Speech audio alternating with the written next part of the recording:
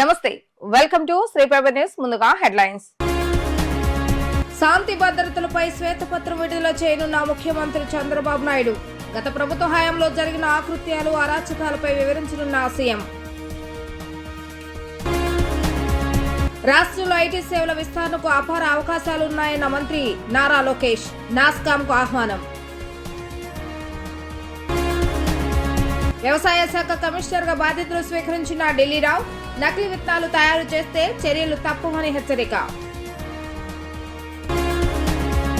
రాష్ట్రంలో శాంతి భద్రతల అంశంపై ముఖ్యమంత్రి చంద్రబాబు నాయుడు శ్వేతపత్రం విడుదల చేయనున్నారు. గత 5 ఏళ్ల వైఎస్ఆర్సీపీ పాలనలో శాంతి భద్రతల పరంగా రాష్ట్రం వ్యవహరించిన తీరు, అక్రమ కేసులు, నిర్బంధకాండ, ప్రతిపక్షాల అణచివేత, పౌరులపై నమోదైన కేసులు తదితర అంశాలపై శ్వేతపత్రం ద్వారా వివరాలను వెల్లడించే అవకాశం ఉంది. అలాగే హైకోర్టులో పెద్ద ఎత్తున నమోదైన హెబియస్ కార్పస్ పిటిషన్లను సైతం ప్రజల ముందుకు తీసుకురానున్నట్లుగా సమాచారం. శాంతి భద్రతల అంశంపై ముఖ్యమంత్రి చంద్రబాబు నాయుడు శ్వేతపత్రం విడుదల చేయనున్నారు. మధ్యాహ్నం 3 గంటలకు రాష్ట్ర సచివాలయంలో ఈ శ్వేతపత్రం విడుదల చేయాలని ప్రభుత్వం నిర్ణయించింది. గడిచిన 5 ఏళ్లలో శాంతి భద్రతల పరంగా రాష్ట్రంలో వ్యవహరించిన తీరు, అక్రమ కేసులు, నిర్బంధకాండ, ప్రతిపక్షాల అణచివేత, పౌరులపై నమోదైన కేసులు తదితర అంశాలపై శ్వేతపత్రం ద్వారా వివరాలు వెల్లడించే అవకాశం ఉంది.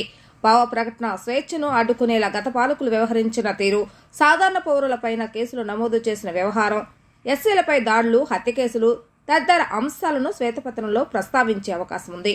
అమరావతి రైతుల ఉద్యమాన్ని అణచివేసేలా అప్పట్లో వైఎస్ఆర్సీపీ ప్రభుత్వం వ్యవహరించిన తీరు, డాక్టర్ సుధాకర్, దళితుడైన డ్రైవర్ సుబ్రహ్మణ్యం, కోడికత్తి కేసు వ్యవహారంలో గత ప్రభుత్వ వైఖరి, వివేక హత్య కేసులు కేంద్ర దర్యాప్తు సంస్థకు రాష్ట్ర ప్రభుత్వం సహకరించకపోవడం వంటి అంశాలను శ్వేతపత్రంలో ప్రస్తావించినట్లుగా తెలుస్తోంది.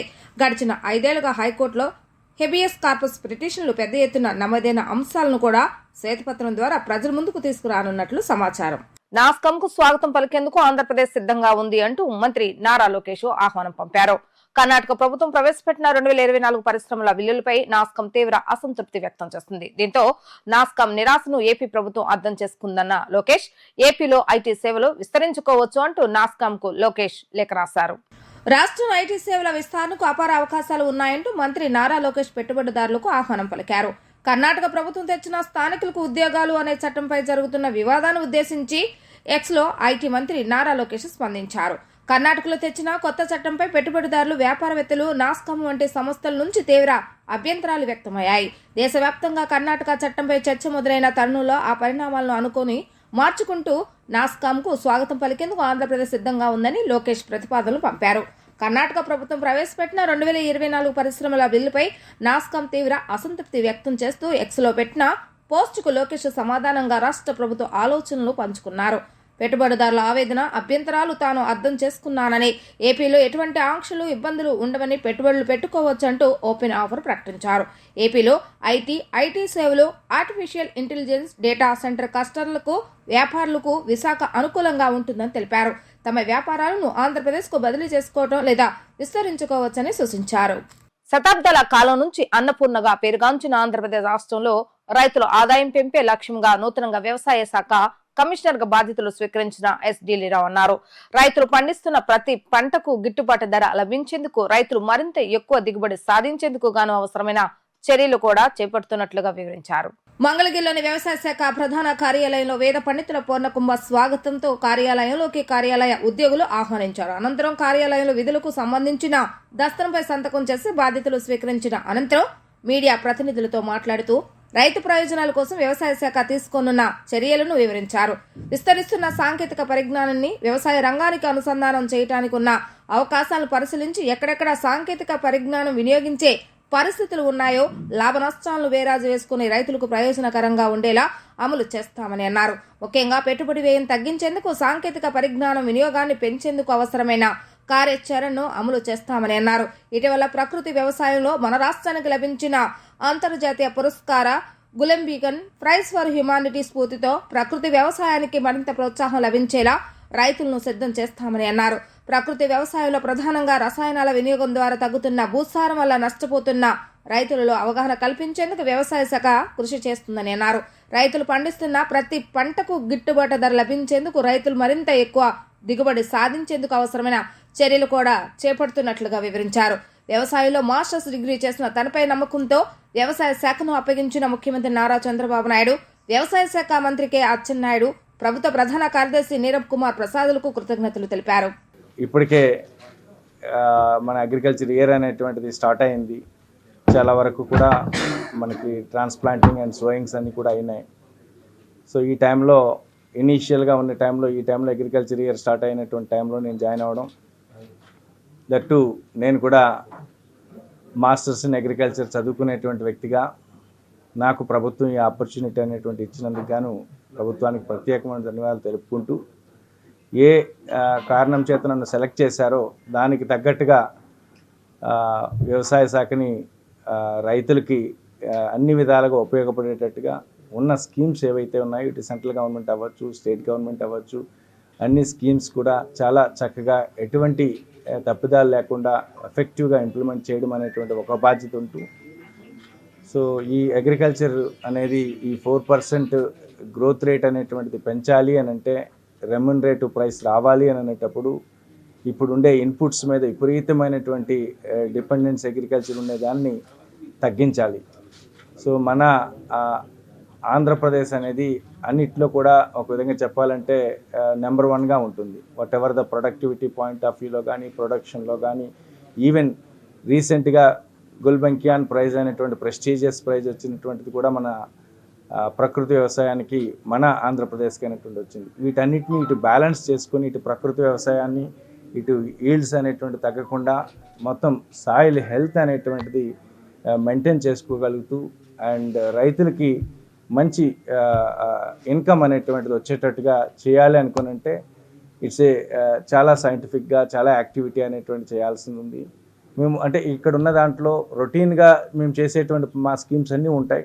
దానితో పాటుగా ఒక అగ్రికల్చర్ గ్రాడ్యుయేట్గా నేను ఈ చైర్లో కూర్చున్నాను కాబట్టి మా అగ్రికల్చర్ ఆఫీసర్స్తోని అండ్ మా ఏడిఎస్ అండ్ జేడిఎస్ అండ్ మా కమిషనరేట్ మేమంతా కూడా ఒక విధంగా ఆల్ ఆర్ ప్లాంట్ డాక్టర్స్ కాబట్టి ఆ ఆస్పెక్ట్లో కూడా ఎంత ఎఫెక్టివ్గా అనేటువంటిది ఇటు సాయిల్ కన్జర్వేషన్లో కానీ, సాయిల్ హెల్త్లో కానీ, లేకపోతే అనేటువంటిది పెస్ట్ అండ్ డిసీజ్ మేనేజ్మెంట్లో కానీ, సో ఈ విధంగా ఎంత కాంట్రిబ్యూట్ చేయగలిగితే చేసి ఇప్పుడు వస్తున్నటువంటి యావరేజ్గా ఇన్కమ్ ఎంతైతే మిగులుతుందో దానికి ఒక ఈవెన్ ఒక 5% పెంచగలిగిన మా ఎఫర్ట్ వల్ల అది గొప్ప అవకాశం. అది దానికి తగ్గట్టుగా నా యొక్క యాక్టివిటీ అనేటువంటి ఉంటుంది. పరిశ్రమలో వరుస ప్రమాదాలు జరగడం దురదృష్టకరమని ఏపీ కార్మిక సంఘ మంత్రి వాసంశెట్టి సుభాష్ అన్నారు. గత ప్రభుత్వం పరిశ్రమలకు సంబంధించిన సేఫ్టీ ఆడిట్ ను థర్డ్ పార్టీకి అప్పగించిందని ఆయన ఆరోపించారు. ఏపీ కార్మిక శాఖ మంత్రి వాసంశెట్టి సుభాష్ మీడియాతో మాట్లాడుతూ, ఎంతో ప్రాముఖ్యత ఉన్న సేఫ్టీ ఆడిట్ ను థర్డ్ పార్టీకి ఇవ్వడం వల్ల పరిశ్రమల తనిఖీ వ్యవస్థ నిర్వీర్యం అయిందని పేర్కొన్నారు. సేఫ్టీ ఆడిట్ అంశంలో ఇకపై ప్రభుత్వానిగా ఉంటుందని స్పష్టం చేశారు. బూడిద దోపిడీ కోసం పెద్దిరెడ్డి జెన్కోలో అవినీతిని ప్రోత్సహించారని ఆరోపించారు. ఇసుక మాఫియాతో వైసీపీ నేతలు కార్మికుల పట్టుకొట్టారని విమర్శించారు. తమ ప్రభుత్వం తీసుకొచ్చిన నూతన ఇసుక విధానంపై వైసీపీ విమర్శలు చేయటం సిగ్గుచేటని అన్నారు. గత ప్రభుత్వంలో ఇంచుమించు 5 సంవత్సరాలు కూడా తూర్పుగోదావరి జిల్లాలో ఇసుక మాఫియాను గుప్పిట్లో పెట్టుకుని కొన్ని కోట్లు సంపాదించింది జగ్గిరెడ్డి గారు. మరి ఆయన ఇసుక గురించి మాట్లాడుతూ ఉన్నారు. చంద్రబాబు నాయుడు గారు గత ఎలక్షన్లో హామీలు ఇచ్చిన విధంగానే ఉచిత ఇసుక అనేది ప్రవేశపెట్టడం జరిగింది. అది ఆయనకి అవగాహన లేనట్టుంది. గత ప్రభుత్వంలో 10 టన్నులని 50,000కి పైబడి అమ్ముకోవటం, అదేవిధంగా ఈ ఇసుక మాఫియా పూర్తిగా గుప్పిట్లో పెట్టుకుని భవన నిర్మాణ కార్మికులకి తీవ్ర అన్యాయం చేశారు.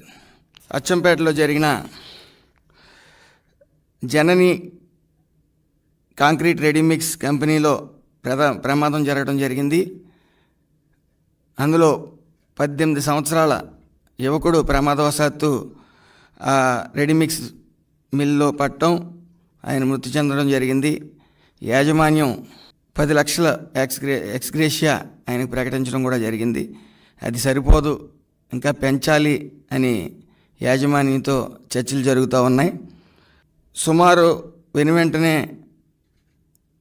4-5 కార్మికులు చనిపోవటం, దీనికి రివ్యూకి వెళ్తే అక్కడ గల ఇన్స్పెక్టర్స్తో ముఖ్య కారణం ఈ ప్రమాదకరమైన కర్మాగారాల్లో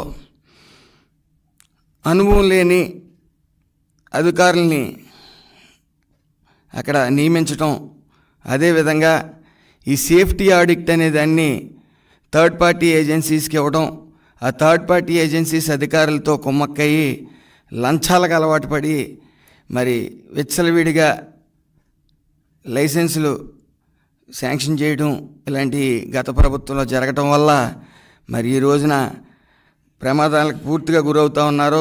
భవిష్యత్తులో ఇలాంటివి జరగకుండా ముఖ్యంగా ఈ సేఫ్టీ ఆడిట్ అనేది సాంకేతిక నిపుణుల పర్యవేక్షణలో ఇవన్నీ కూడా ఒకసారి రివ్యూ చేసి ఈ సేఫ్టీ ఆడిట్, సేఫ్టీ మెజర్స్ ఎంతవరకు తీసుకుంటున్నారు, వీళ్ళకి లైసెన్స్లు ఏమున్నాయి అనేది పూర్తిగా అన్ని ఫ్యాక్టరీస్ని, బాయిలర్స్ని పర్యవేక్షించమని అధికారులను కోరటం జరిగింది.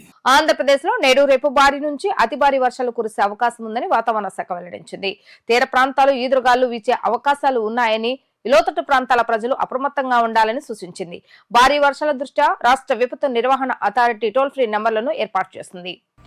అల్పపీడనం ప్రభావంతో నేడు రేపు కోస్తాంధ్ర జిల్లాలో భారీ నుంచి అతి భారీ వర్షాలు, మిగిలిన ప్రాంతాల్లో మోస్తారు వర్షాలు పడే అవకాశం ఉందని వాతావరణ శాఖ వెల్లడించింది. తీర ప్రాంతాలు ఈదురుగాలులు వీచే అవకాశాలు ఉన్నాయని, లోతట్టు ప్రాంతాల ప్రజలు అప్రమత్తంగా ఉండాలని సూచించింది. నేడు రేపు రాయలసీమ జిల్లాలో తేలికపాటి నుంచి మోస్తారు వర్షాలు కురుస్తాయని వాతావరణ శాఖ తెలిపింది. భారీ వర్షాల దృష్ట్యా రాష్ట్ర విపత్తు నిర్వహణ అథారిటీ టోల్ ఫ్రీ నెంబర్లు 10701112 180042500101 ఏర్పాటు చేసింది. వర్షాల ప్రభావం దృష్ట్యా అత్యవసర పరిస్థితుల్లో టోల్ ఫ్రీ నెంబర్ల ద్వారా సహాయం కొరకు అధికారులను సంప్రదించాలని విజ్ఞప్తి చేసింది. ఆగ్నేయ మధ్యప్రదేశ్తో సహా పరిసర ప్రాంతాలపై అల్పపీడన ప్రభావం కొనసాగుతుంది. దీనికి అనుబంధంగా పరిసర ప్రాంతాల్లో 5.8 కిలోమీటర్ల ఎత్తైన ఉపరితల ఆవర్తనం ఏర్పడినట్లుగా భారత వాతావరణ విభాగం తెలిపింది. రానున్న 24 గంటల కోస్తాంధ్ర తీరం వెంబడి ఈదురుగాలు వీచే అవకాశం ఉండటంతో ప్రజలు అప్రమత్తంగా ఉండాలని విపత్తు నిర్వహణ సంస్థ ఆధ్వర్యంలోని స్టేట్ ఎమర్జెన్సీ ఆపరేషన్ సెంటర్ తెలిపింది. రాష్ట్రంలోని పలు జిల్లాల్లో భారీ నుంచి అతి భారీ వర్షాలు కురుస్తాయని, మిగిలిన ప్రాంతాల్లో ఓ మోస్తారు వర్షాలు ఉంటాయని ఐఎండీ స్పష్టం చేసింది. ప్రముఖ హీరో వరుణ్ సందేశ్ నటించిన విరాజ చిత్ర బృందం నగరంలో సందడి చేస్తుంది. తన 17 ఏళ్ల సినీ కెరియర్ లో ఇప్పటి వరకు చేయని ఒక డిఫరెంట్ మూవీ విరాజ్ చిత్రమని, ఈ చిత్రాన్ని ప్రేక్షకులు విజయవంతం చేయాలని హీరో వరుణ్ సందేశ్ కోరారు. విరాజ్ చిత్రం ప్రమోషన్ లో భాగంగా మొగల్రాజపురంలోని ఒక హోటల్లో చిత్ర యూనిట్ ఏర్పాటు చేసిన విలేకరుల సమావేశంలో హీరో వరుణ్ సందేశ్ మాట్లాడుతూ, ఒక డిఫరెంట్ కథతో డిఫరెంట్ లుక్ తో ఆగస్టు 2న విరాజ్ చిత్రంతో ప్రేక్షకుల ముందుకు రానున్నట్లుగా చెప్పారు. దర్శకుడు ఆద్యంత్ హర్ష చెప్పిన కథ విన్న వెంటనే చిత్రంలో హీరోగా నటించేందుకు అంగీకరించినట్లుగా తెలిపారు. విజయవాడ నగరం నుంచి చిత్ర ప్రమోషన్ ప్రారంభించామని, ఇప్పటివరకు ఏ హీరో చేయని మాదిరిగా విరాజ చిత్రంలో తాను నటించిన క్యారెక్టర్ను ప్రేక్షకులకు తెలియజేసేందుకు అదే గెటప్ తో ప్రమోషన్ కార్యక్రమంలో పాల్గొంటున్నట్లుగా తెలియజేశారు.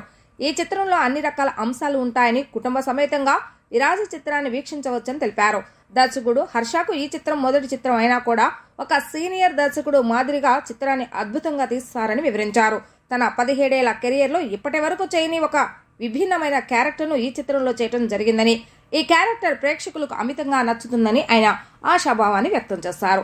ఈ చిత్రంలో హీరోయిన్ ఉండదని, కేవలం నటులు మాత్రమే ఉంటారని చెప్పారు.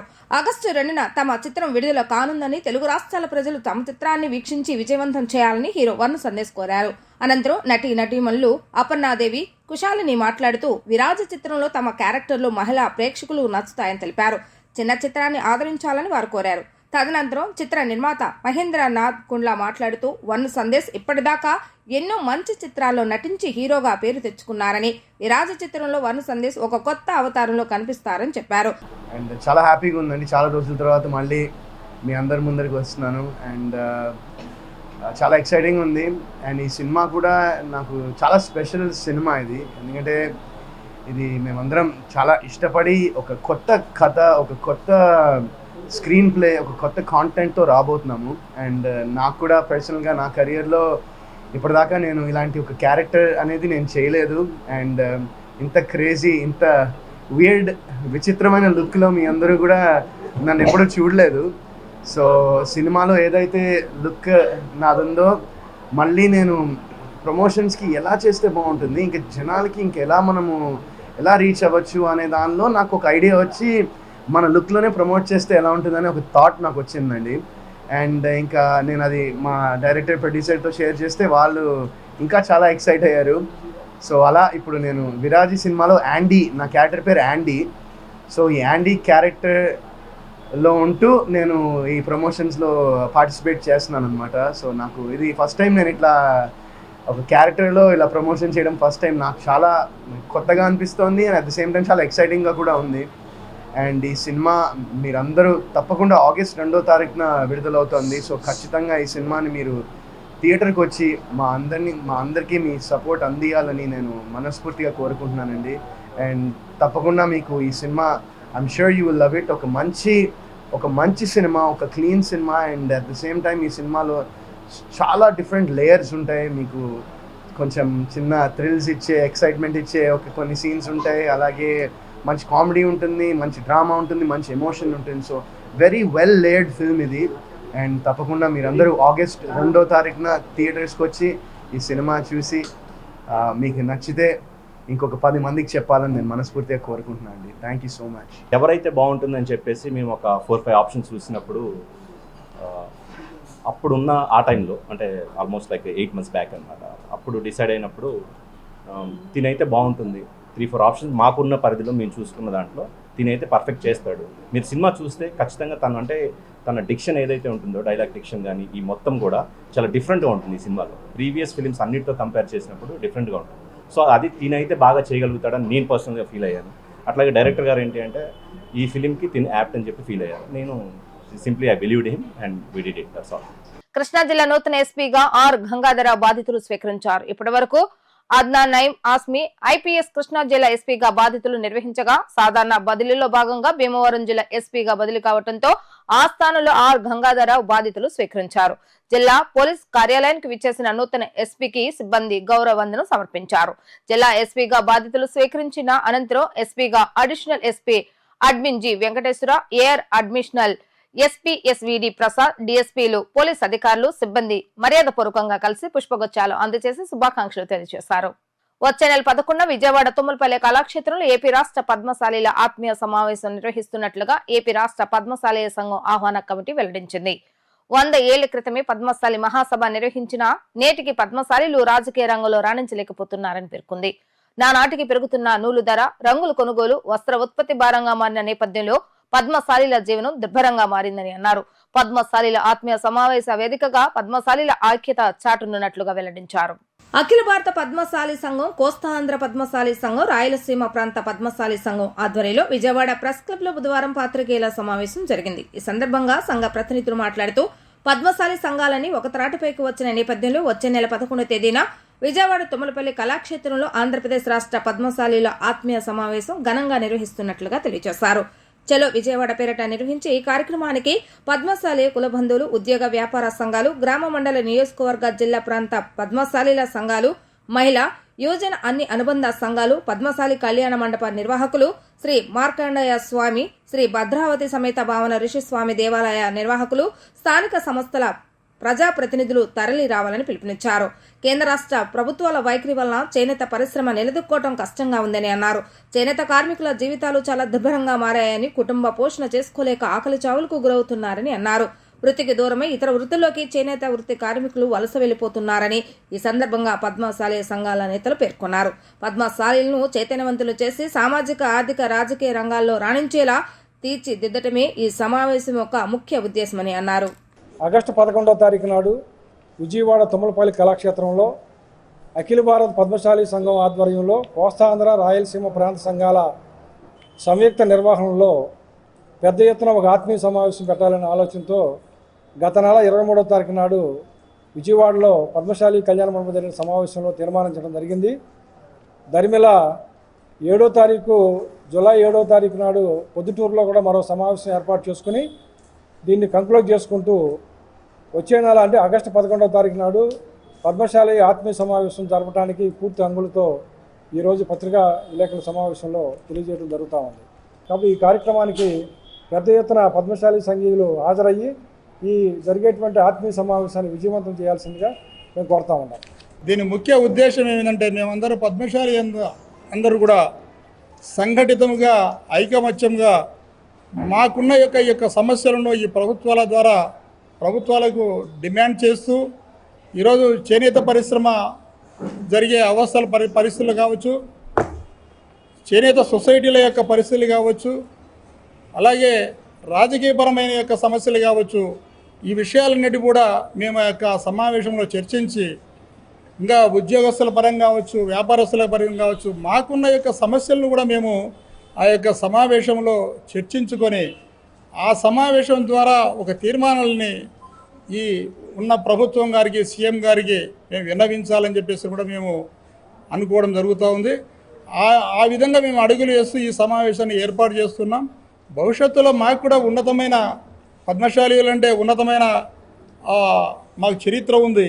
ఆ చరిత్రను కూడా మేము కూడా విషయం తెలియజేస్తూ మాకు కావాల్సిన యొక్క డిమాండ్స్ను తప్పకుండా ఈ ప్రభుత్వం గారు చెప్పుతూ వాళ్ళ ద్వారా మాకు న్యాయం జరగాలని చెప్పి కూడా ఆలోచన చేస్తున్నాం. ఎందుకంటే గతంలో ఈరోజు ప్రభుత్వము బీసీలకు ఎక్కువగా ప్రాతినిధ్యం ఇచ్చిన యొక్క ప్రభుత్వం అని చెప్పేసి మనకందరికీ తెలిసిన విషయమే.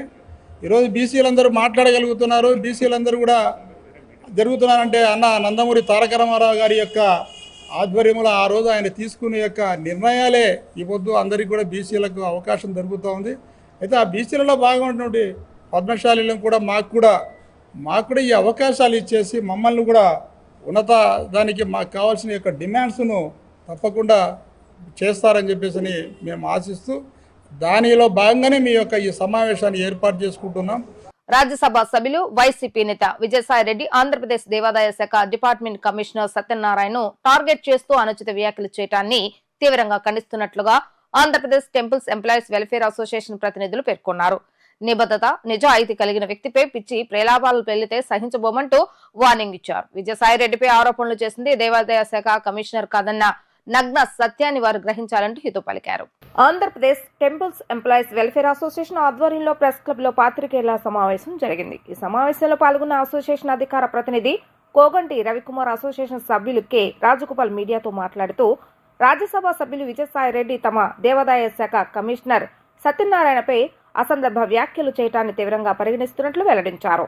తమ శాఖకు చెందిన అసిస్టెంట్ కమిషనర్ శాంతి, ఆమె మాజీ భర్త మదన్ మోహన్ కు సంబంధించిన వ్యక్తిగత విషయాల్లో దేవాదాయ శాఖ కమిషనర్ కు సంబంధం ఏమిటని ప్రశ్నించారు. తమ డిపార్ట్మెంట్ కు చెందిన అసిస్టెంట్ కమిషనర్ శాంతిపై శాఖాపరమైన చర్యలు తీసుకోవాలని ఆమె మాజీ భర్త మదన్ మోహన్ దేవాదాయ శాఖ కమిషనర్ సంప్రదిస్తే వ్యక్తిగత విషయాలకు శాఖకు సంబంధం లేదని సున్నితంగా తిరస్కరించిన సంగతి గుర్తుంచుకోవాలని అన్నారు. మదన్ మోహన్ ఫిర్యాదు బయటకు ఏ విధంగా బహిర్గతమైందో విజయసాయిరెడ్డి తెలుసుకోవాలని అన్నారు. అలా కాకుండా తమ శాఖ కమిషనర్ ను టార్గెట్ చేస్తూ అనుచిత వ్యాఖ్యలు చేయడం సిగ్గుచేటని అన్నారు. ఈ రాష్ట్రంలో రాక్షస పాలన పోయి ప్రజాపాలన వచ్చిందన్న సంగతి గుర్తుంచుకోవాలని పేర్కొన్నారు. దేవాదాయ శాఖ కమిషనర్ కు విజయసాయిరెడ్డి బేషరతుగా క్షమాపణ చెప్పాలని డిమాండ్ చేశారు. సీనియర్ ఐఏఎస్ ఆఫీసరు ఆయన 3 సార్లు అత్యున్నత అవాస్కర్లు కూడా తీసుకున్న వ్యక్తి. ఆయన్ని పట్టుకుని వీడి తలకాయ మీద, వీడికి మెడకాయ మీద తలకాయ లేదు, వీడి వెధవ బుద్ధి లేని వెధవ అని మాట్లాడి, అంతేకాకుండా ఎలక్ట్రానిక్ మీడియాలో పనిచేసే విలేకరుల మీద కూడా ఆయన ఇష్టం వచ్చినట్టుగా వాడు వీడు వాళ్ళ పేర్లతో ఆ పేర్లు ఏదో ఆ పేర్లు కూడా అందరూ తెలుసు అందరికీ. వాళ్ళు ఏం చేస్తారంటే వాళ్ళని ఏం చేస్తారండి మీరు పాత్రికేయ రంగంలో వచ్చినప్పుడే కుటుంబాలని, త్యాగాలని, ప్రాణాలని వదిలేసి వచ్చి వాస్తవాలను ప్రజేయడానికి కష్టపడుతూ ఉంటారు. వాళ్ళని మీ రౌడీజం ఏం చేస్తుంది, మీ గూండాయిజం ఏం చేస్తుంది వాళ్ళని. ఇది తప్పు పద్ధతి. లేదా మేము ఇతర సంఘాలతో సంప్రదించి దీని మీద మీరు చెప్పారు ఏదో ఆప్ మీడియాకి వెళ్తాను, ప్రెస్కి వెళ్తాను, ప్రెస్ క్లబ్కి వెళ్తాను, వాళ్ళకి చెప్తాను, వీళ్ళకి చెప్తాను అంటున్నారు. కనీసం మీకు అది కూడా మీకు గుర్తు రాలేదా? ఒక ఐఏఎస్ అధికారిని ఎలా చేయాలనే విషయం. మీరే కాదు, మేము వెళ్తాం. దీని మీద మేము ఏ పోరాటమైనా సిద్ధంగా ఉన్నాం. మా కమిషనర్ గారు అజాత శత్రువు. అసలు ఆయన పరిపాలనలోకి వచ్చిన తర్వాత కొన్ని వేల మందికి జీతాలు లేకపోతే జీతాలు ప్రొవైడ్ చేయించారు. ఎన్ని కష్ట నష్టాలన్నీ సాక్కుంటూ వస్తున్నారు ఆయన. అయిపోయింది. మీ ఎమర్జెన్సీ కాలంలో మా కమిషనర్ గారిని, మా అధికారుల్ని ఎలా హోదాలు తగ్గించి మరీ మీరు చేసిన రాక్షస క్రీడంతా కూడా మాకు తెలుసు. మాకు సమయం వస్తుంది ఖచ్చితంగా. ఎవరు ఏమేం చేశారో, మీ పాలనలో ఏమేం జరిగినాయో కూడా మాకు తెలుసు. మొత్తం అంతా కూడా తొందరలో దీని మీద మేమంతా కూడా ఒక మా జాయింట్ యాక్షన్ కమిటీ చేసుకుని మీరు కనుక దిగొచ్చి మీ మాటలో తప్పు అని తెలుసుకుని మీరు పెద్దవాళ్ళు మీ తప్పు మీరు తెలుసుకోండి. మా కమిషనర్ గారికి మీరు క్షమాపణ చెప్పండి. ఇలా దీన్ని కనుక ఇలా ఇంకా సాగదీయాలనుకుంటే మాత్రం చాలా తీవ్రస్థాయిమైన ఉద్యమాలు మీరు ఎదుర్కోవాల్సి వస్తుంది. మీరు ఇక వార్తలు ముగించే ముందు హెడ్లైన్స్ మరొకసారి. శాంతి భద్రతలపై శ్వేతపత్రం విడుదల చేయనున్న ముఖ్యమంత్రి చంద్రబాబు నాయుడు. గత ప్రభుత్వ హయాంలో జరిగిన ఆకృత్యాలు అరాచకాలపై వివరించనున్న సీఎం. రాష్ట్రంలో ఐటీ సేవల విస్తరణకు అపార అవకాశాలున్నాయన్న మంత్రి నారా లోకేష్. నాస్కాంకు ఆహ్వానం. వ్యవసాయ శాఖ కమిషనర్ గా బాధ్యతలు స్వీకరించిన ఢిల్లీరావు. నకిలీ విత్తనాలు తయారు చేస్తే చర్యలు తప్పవని హెచ్చరిక. ఇవి ఈ రోజు వార్తా విశేషాలు. మరలా 3 ప్రసారమే వార్తలు మళ్ళీ కలుద్దాం. అంతవరకు సెలవు. నమస్కారం.